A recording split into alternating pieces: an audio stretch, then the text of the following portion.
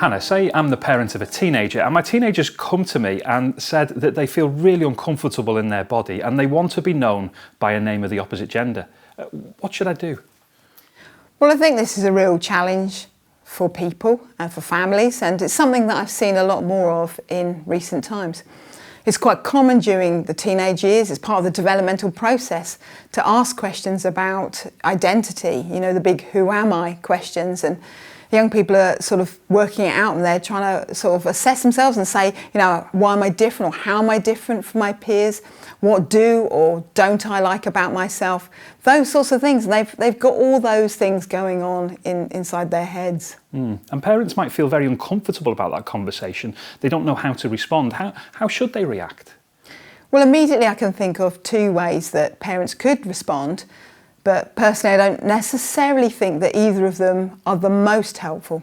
So on one hand, you've got a parent who, because of their own values and beliefs, doesn't agree and therefore can be outspoken and even quite anti sort of the young person's opinion and views. And I don't think that's so helpful, because you want to keep the relationship with your young person and keep the communication open.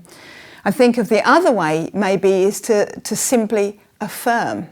And whilst that sounds like it might be the right thing to do, I just question it, because what you don't want to do, what you want to avoid, is by simply affirming and sort of pursuing that quickly with that young person, they may feel that they are going down a one-way street and they don't have the freedom to do a U-turn should they wish to. So I think you just got to do that really well, and that's tough to sort of try and avoid one or the other. Really what you want to do, or my advice would be, is to adopt a neutral approach, where you accept, you listen to your young person, there's respect, there's dialogue, but where you can, you just want to slow things down. Okay, and realise this is a process, this is a journey, and you want to do it well if you can together. I think of one family who, in trying to do that, they were looking for a compromise and trying to, listen to their young person and think, well, what could we do? And they agree with that young person that within their family home, they chose a neutral nickname or a different gender nickname by which their teenager was known. But in school, it was actually, they kept their birth name. But again, it was trying to acknowledge how a young person was feeling and go a step down the road with them. But again, slow it down. And I think that it's a really helpful illustration or example of what could be done. I think of another family where a young person was adamant that they were born in the wrong body. And for this family, there was quite a number there were a few professionals around, and actually it was a medical professional who suggested the fact that maybe they ought to do some tests to see if they maybe were on the autistic spectrum. And absolutely they were, and they got their diagnosis. It was a real surprise to the teenager and to the parent, but it was a game changer in terms of how that teenager understood themselves, because they had felt so different from their peers.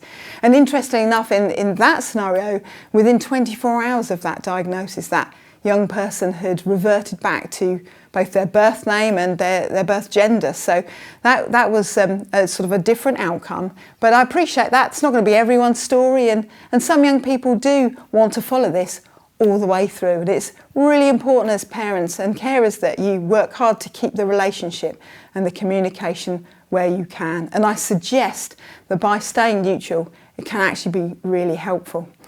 I think there's a lot of work going on in this area at the moment, particularly for professionals, to make sure that when sort of like supporting a young person, they're looking at the whole picture.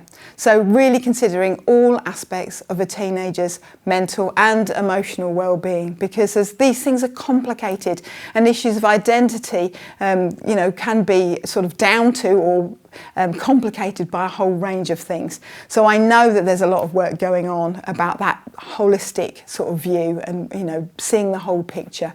And so I think that's really important, particularly in these sorts of scenarios. What I would say, though, is the majority of teenagers do at some point wrestle with questions of identity, but do actually find that they come to a place of peace and acceptance of who they are in time.